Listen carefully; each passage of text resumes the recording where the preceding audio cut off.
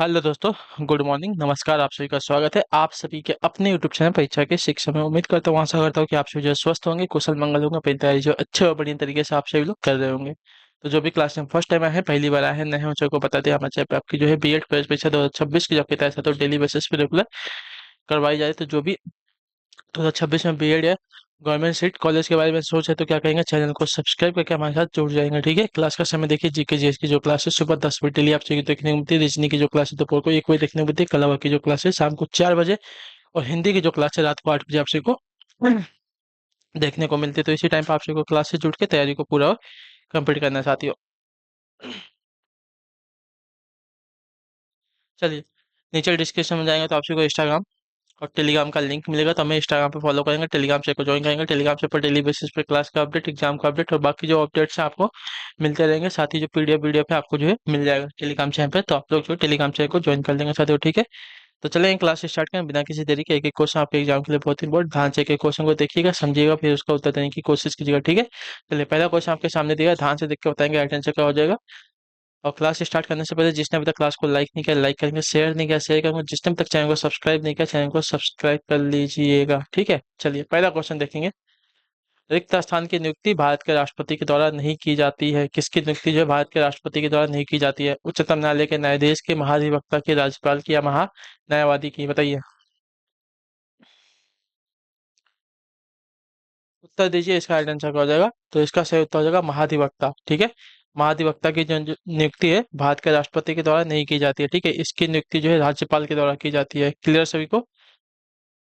और जो महाधिवक्ता होता है राज्य का क्या होता है? विधि अधिकारी होता है। ठीक है, क्लियर? राज्य का विधि अधिकारी होता है। अगला प्रश्न देखेंगे, आपके सामने है दूसरा नंबर। उत्तर दिया गया, पहले भारतीय राज्य का नाम बताइए जिसके प्रत्येक परिवार में कम से कम एक सदस्य के पास जो है बैंक खाता है। बताइए।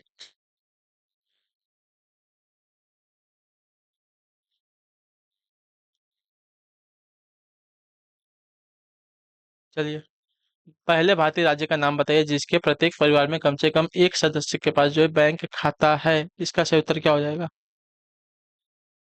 तो इसका राइट आंसर आपका हो जाएगा साथियों केरल राज्य। ठीक है, ऑप्शन नंबर जो आपका डी दिया गया आपका राइट आंसर होगा। केरल जो है भारत का पहला ऐसा राज्य है जिसके प्रत्येक परिवार में कम से कम एक सदस्य के पास तो जो है बैंक खाता है। ठीक है, अगला प्रश्न, तीसरा नंबर। पूछा गया है, उस वाहिनी का चयन करें जो मूत्राशय से जो है मूत्र को शरीर के बाहर ले जाती है। बताइए, उस वाहिनी का चयन करें जो मूत्राशय से जो है मूत्र को शरीर के बाहर ले जाती है। तो उसका नाम है आपका यूरेटर। ठीक है, ऑप्शन नंबर जो आपका बी दिया गया राइट आंसर हो जाएगा। ठीक, क्लियर? चलिए, अगला प्रश्न है आपके सामने, चौथा नंबर। पूछा गया आपका राष्ट्रीय शिक्षा दिवस प्रत्येक वर्ष रिक्त स्थान को बताइए। राष्ट्रीय शिक्षा दिवस जो है प्रत्येक वर्ष रिक्त स्थान को मनाया जाता है कब? 27 अक्टूबर, 4 मार्च, 17 सितंबर या 11 नवंबर को? तो राष्ट्रीय शिक्षा दिवस कब मनाया जाता है? तो देखिए, राष्ट्रीय शिक्षा दिवस की अगर बात की जाएगी तो आपका राइट आंसर यहाँ पे हो जाएगा 11 नवंबर को मनाया जाता है। ऑप्शन नंबर हमारा डी जो दिया गया है राइट आंसर हो जाएगा। क्लियर से को, यह दिवस जो है मौलाना अबुल कलाम की स्मृति में जो है मनाया जाता है। ठीक है, मौलाना अबुल कलाम की स्मृति में जो है यह मनाया जाता है राष्ट्रीय शिक्षा दिवस 11 नवंबर को। चलिए, अगला प्रश्न देखेंगे, आपके सामने पांचवा नंबर है। उत्तर दीजिएगा आंसर। निम्न में से कौन सा जिला जो है उत्तर प्रदेश के बुंदेलखंड क्षेत्र से संबंधित है? बताइए। फतेहपुर, जौनपुर, महोबा या श्रावस्ती? कौन सा जिला जो है उत्तर प्रदेश के बुंदेलखंड क्षेत्र से संबंधित है? इसका राइट आंसर क्या हो जाएगा? तो इसका सही उत्तर आपका हो जाएगा यहाँ पे महोबा जिला। ठीक है, ऑप्शन नंबर जो आपका सी दिया गया आपका सही उत्तर हो जाएगा। महोबा जिला जो है उत्तर प्रदेश के बुंदेलखंड क्षेत्र से संबंधित है। बुंदेलखंड संभाग में महोबा, हमीरपुर, चित्रकूट, बांदा जिले जो है आते हैं, याद रखिएगा। ठीक है, कौन कौन से? महोबा, हमीरपुर, चित्रकूट, बांदा जिले। ठीक है, ये जो है बुंदेलखंड क्षेत्र से संबंधित है। अगला प्रश्न है छठा नंबर। उत्तर प्रदेश का क्षेत्रफल जो है देश के कुल क्षेत्रफल का लगभग कितना प्रतिशत है? बताइए। हाँ। उत्तर प्रदेश का जो क्षेत्रफल है देश के कुल क्षेत्रफल का लगभग कितना प्रतिशत है? तो यह है आपका 7.3%। ऑप्शन नंबर जो डी दिया गया आपका राइट आंसर होगा। ठीक है, उत्तर प्रदेश का जो क्षेत्रफल है देश के कुल क्षेत्रफल का 7.3% है। ठीक है, भारत का कुल क्षेत्रफल लगभग जो है 32,87,263 वर्ग किलोमीटर है, तथा उत्तर प्रदेश का कुल क्षेत्रफल आपका देखा जाएगा तो 2,40,928 वर्ग किलोमीटर है, ठीक है। चलिए अगले प्रश्न को देखेंगे आपके सामने। 7वां नंबर क्वेश्चन क्या देगा। छठी शताब्दी ईसा पूर्व के दौरान मथुरा के आसपास के क्षेत्रों को रिक्त स्थान कहा जाता था, क्या बताइए। छठी शताब्दी ईसा पूर्व के दौरान जो मथुरा के आसपास के क्षेत्रों को क्या कहा जाता था, तो इसका सही उत्तर आपका हो जाएगा यहाँ पे सूरसेन, ठीक है। ऑप्शन नंबर जो सी दिया गया आपका सही उत्तर हो जाएगा। छठी शताब्दी ईसा पूर्व के दौरान मथुरा के आसपास के क्षेत्रों को जो सूरसेन कहा जाता था। सूरसेन एक आपका महाजनपद था जिसकी राजधानी आपकी मथुरा थी, ठीक है। चलिए अगले क्वेश्चन को देखेंगे। 8वां नंबर ध्यान से देखिएगा, उत्तर दीजिएगा, राइट आंसर क्या हो जाएगा। निम्न में से किस रोमानी काव्य लेखक को जो उनकी कृति मदनाष्टक के लिए जो है जाना जाता है। रहीम को, मलिक मोहम्मद जायसी को, जियाउद्दीन बर्नी को, या सुल्तान फिरोज तुगलक को। किस रोमानी काव्य लेखक को जो है उनकी कृति मदनाष्टक के लिए जाना जाता है, तो इसका राइट आंसर हो जाएगा यहाँ पे रहीम को, ठीक है। ऑप्शन नंबर ए हमारा जो दिया गया है राइट आंसर। यह संस्कृत एवं खड़ी बोली मिश्रित काव्य है। यह श्री कृष्ण की लीलाओं पर आधारित है, ठीक है। इसकी लीलाओं पर, मदनाष्टक जो है श्री कृष्ण की लीलाओं पर आधारित है। क्लियर। अगला प्रश्न देखिए। यूपी बीएड का फॉर्म अभी तक जिसने नहीं भरा है और आप किसी भी स्टेट से है यूपी बीएड करना चाहते हैं तो अपना फॉर्म जो है जाके भर दीजिए। अभी तक इसका जो फॉर्म है लाइव स्टार्ट हो चुका है। जिसको नहीं पता है वो जान लीजिए, ठीक है। और जो भी अभी तक क्लास में फर्स्ट टाइम आए हैं, पहली बार आए हैं, नए हैं, जिसको भी क्लासेस अच्छी लग रही है क्लास को तो लाइक करेंगे ही। साथ ही साथ जो है आप लोग चैनल को सब्सक्राइब करते हुए चलेंगे, क्योंकि इस चैनल के माध्यम से आपकी जो तैयारी है साथ ही पूरी की पूरी और कंप्लीट करवाई जाने वाली है। तो आप लोग जो है इतना काम कर लीजिएगा। चलिए, उत्तर प्रदेश में पहली बार 1887 ईस्वी में प्रकाशित होने वाले दैनिक समाचार पत्र हिंदुस्तान के संपादक कौन थे, बताइए।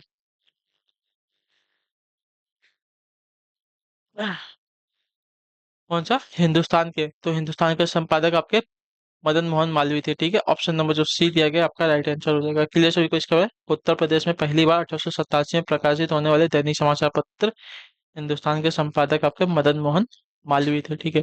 अगला प्रश्न देखेंगे आपके सामने है 10वां नंबर प्रश्न। उत्तर दीजिएगा राइट आंसर का। उत्तर प्रदेश में किस वर्ष जो है सभी सरकारी कार्यों के लिए हिंदी का प्रयोग करना जो है कानूनी तौर पर अनिवार्य कर दिया गया था, बताइए। उत्तर प्रदेश में किस वर्ष जो है सभी सरकारी कार्यों के लिए जो है हिंदी का प्रयोग करना जो है कानूनी तौर पर जो है अनिवार्य कर दिया गया था, तो इसका सही उत्तर आपका हो जाएगा यहाँ पे वर्ष 1977 से, ठीक है। ऑप्शन नंबर जो डी दिया गया आपका राइट आंसर हो जाएगा। वर्ष 1977 से उत्तर प्रदेश में सभी सरकारी कार्यों के लिए हिंदी का प्रयोग करना जो है कानूनी तौर पर क्या है अनिवार्य कर दिया गया था। अगला प्रश्न देखेंगे आपके सामने 11 नंबर। उत्तर दीजिएगा राइट आंसर। निम्न में से अकबर के दरबार के मुख्य चित्रकार कौन थे, बताइए। अकबर के दरबार के मुख्य चित्रकार कौन थे इन चारों में से, तो इसका सही उत्तर हो जाएगा मीर सैयद अली थे, ठीक है। ऑप्शन नंबर जो आपका डी दिया गया आपका राइट आंसर। अकबर के दरबार के मुख्य चित्रकार आपके मीर सैयद अली थे। उन्होंने मजनू का जन्म, लैला के समक्ष जंजीरों में जकड़ा, मजनू जैसे चित्र बनाए थे, ठीक है। दसवंत जो है अकबर के दरबार में था परंतु वह मुख्य चित्रकार नहीं था, याद रखिएगा, ठीक है। मीर सैयद अली जो है मुख्य चित्रकार थे। 12 नंबर है रिक्त हसन फैजाबाद के एक प्रमुख संगीतकार थे जिन्होंने शास्त्रीय संगीत में टप्पा शैली का विकास किया था, कौन, बताइए।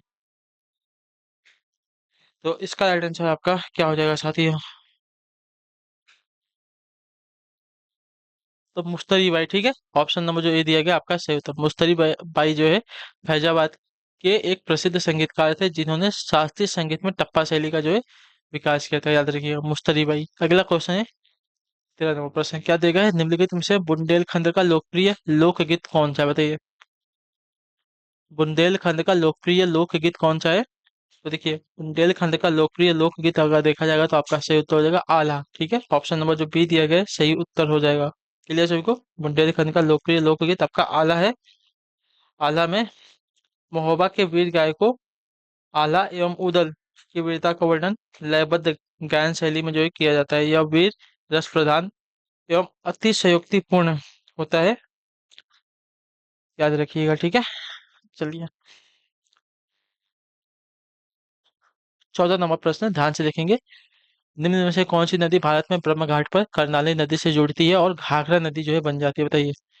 निम्नलिखित में से कौन सी नदी जो है ब्रह्म घाट पर कर्नाली नदी से जुड़ती है और घाघरा नदी बन जाती है, इसका राइट आंसर क्या हो जाएगा, तो इसका सही उत्तर हो जाएगा साथियों शारदा नदी, ठीक है। ऑप्शन नंबर सी राइट होगा। शारदा नदी का उद्गम जो है मिलाम ग्लेशियर से होता है। यह भारत में ब्रह्मघाट पर कर्नाली नदी से जुड़ती है और घाघरा नदी बन जाती है। इसे जो है काली गंगा या गौरी गंगा भी जो है कहा जाता है, याद रखेंगे, ठीक है। चलिए, क्वेश्चन नंबर आपका है 15, उत्तर दीजिएगा राइट आंसर का। निम्न में से किस खनिज को जो है पीला केक भी कहा जाता है, बताइए। किस खनिज को जो है पीला केक भी कहा जाता है? प्लूटोनियम को, यूरेनियम को, थोरियम को या एल्युमिनियम को? तो पीला केक जो है आपका कहा जाता है यहाँ पे, राइट आंसर हो जाएगा यूरेनियम, ऑप्शन नंबर बी को, ठीक है। क्लियर सभी को? परमाणु रिएक्टरों में जो है इसका प्रयोग किया जाता है, ठीक है। 16वां प्रश्न पूछा गया, 1885 में वेदांत कॉलेज की स्थापना किसने की, जिसमें दोनों भारतीय अध्ययन और पाश्चात्य सामाजिक तथा भौतिक विज्ञान पाठ्यक्रम जो है प्रस्तुत किया गया था, बताइए। 1825 ईस्वी में, ठीक है, वेदांत कॉलेज की स्थापना किसने की, जिसमें दोनों भारतीय अध्ययन और पाश्चात्य सामाजिक तथा भौतिक विज्ञान पाठ्यक्रम जो है प्रस्तुत किया गया था? तो इसका राइट आंसर आपका हो जाएगा साथियों, राजा राम मोहन राय ने, ठीक है। ऑप्शन नंबर जो आपका बी दिया गया आपका राइट आंसर हो जाएगा। क्लियर सभी को? 1825 ईस्वी में वेदांत कॉलेज की स्थापना राजा राम मोहन राय ने की थी।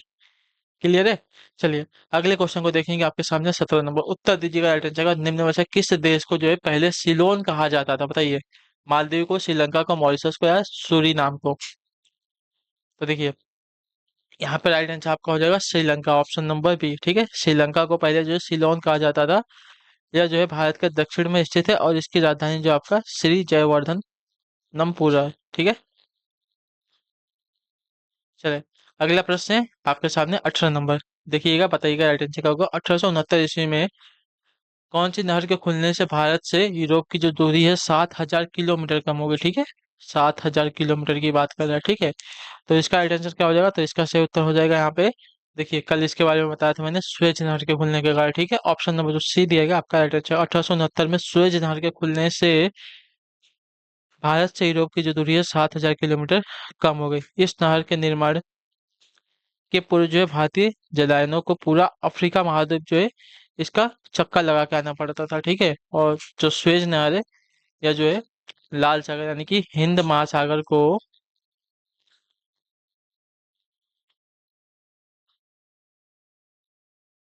प्रशांत महासागर से जोड़ने का काम करती है, ठीक है। चलिए, 19 नंबर है, निम्न में से कौन एक वैज्ञानिक होने के साथ साथ एक महान उद्योगपति भी थे, जिन्होंने भारत में कई उद्योगों की स्थापना की थी, बताइए।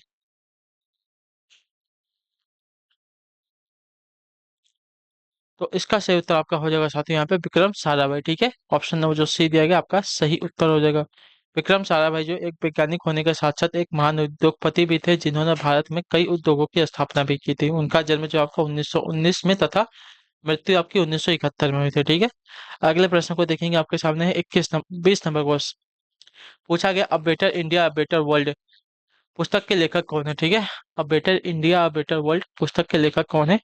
तो देखिए, इसका सही उत्तर आपका हो जाएगा यहाँ पे NR नारायण मूर्ति, ठीक है। ऑप्शन नंबर जो बी दिया गया आपका राइट आंसर होगा। NR नारायण मूर्ति जो है अब बेटर इंडिया बेटर वर्ल्ड नामक पुस्तक के लेखक है। तो ऑप्शन नंबर बी हमारा जो दिया गया साथी आपका राइट आंसर होगा। अगला प्रश्न देखेंगे आपके सामने क्या दिया गया है। 21 नंबर, फ़ारेनहाइट में जल का क्वथनांक कितना होता है, बताइए। फ़ारेनहाइट में जल का जो क्वथनांक होता है कितना होता है? तो 212 डिग्री फ़ारेनहाइट होता है, ठीक है, याद रखिएगा। फ़ारेनहाइट में जल का क्वथनांक जो है आपका 212 डिग्री फ़ारेनहाइट होता है। चलिए, अगला प्रश्न है 22 नंबर, निम्न में से कौन सी बागान फसल नहीं है, ठीक है। निम्न में से कौन सी आपकी बागान फसल नहीं है?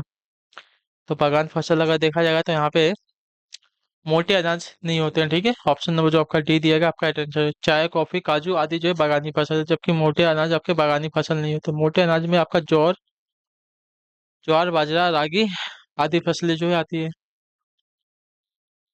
चलिए, 23 नंबर प्रश्न सामने दिया गया, तूर दाल को अन्य किस नाम से जो है जाना जाता है? डेली बेसिस पे यूज की जाने वाली वस्तु है या, बताइए। तो आपका उत्तर हो जाएगा अरहर, ठीक है। ऑप्शन नंबर जो ए दिया गया है आपका राइट आंसर होगा। तूर दाल का अन्य नाम आपका अरहर है या प्रोटीन का अच्छा स्रोत होती है, ठीक है। चलिए, अगले प्रश्न को देखेंगे आपके सामने 24 24 नंबर, रिक्त स्थान का प्रयोग जो है हवा के बल और वेग को मापने के लिए किया जाता है। किसका प्रयोग बताइए, किसका प्रयोग जो है हवा के बल और वेग को मापने के लिए किया जाता है? तो इसका सही उत्तर यहाँ पे हो जाएगा एनीमोमीटर का। ठीक है, एनीमोमीटर का जो प्रयोग है हवा के बल और वेग को मापने के लिए जो है किया जाता है। क्लियर। स्पीडोमीटर का उपयोग जो है वाहनों की गति को मापने के लिए किया जाता है। ठीक है। लेक्टोमीटर का उपयोग दूध की शुद्धता मापने के लिए किया जाता है। थर्मामीटर का उपयोग जो है तापमान मापने के लिए किया जाता है। ठीक है। अगला प्रश्न, आखिरी क्वेश्चन, 25 नंबर, उत्तर दीजिएगा। भारत में राष्ट्रीय हिंदी दिवस जो है कब मनाया जाता है? चलिए, राष्ट्रीय हिंदी दिवस कब मनाया जाता है? तो राष्ट्रीय हिंदी दिवस आपका 14 सितंबर को मनाया जाता है, याद रखिएगा। ठीक है। ऑप्शन नंबर जो आपका ए दिया गया है आपका राइट आंसर हो जाएगा। क्लियर। चलिए। और भारत भारत में हिंदी दिवस ना, और विश्व में हिंदी दिवस कब मनाया जाता है? तो 10 जनवरी को, ये बात रखिए। ठीक है। चलिए, इसी के साथ जो क्लास है आज की यहीं पे पूरी होती है, कंप्लीट होती है। उम्मीद करता हूँ आपको क्लास जो अच्छी लगी, पसंद आए तो अपना जो फीडबैक है क्लास का नीचे कमेंट में दीजिए। क्लास अच्छी लगी क्लास को लाइक करेंगे, चैनल पहले चैनल को सब्सक्राइब करेंगे। हम आपसे मिलते हैं आपकी अगली अगली क्लास में। तब तक के लिए टाटा बाय बाय, जय हिंद जय भारत। आपसे क्लास से जुड़ने के लिए बहुत बहुत ही धन्यवाद साथी।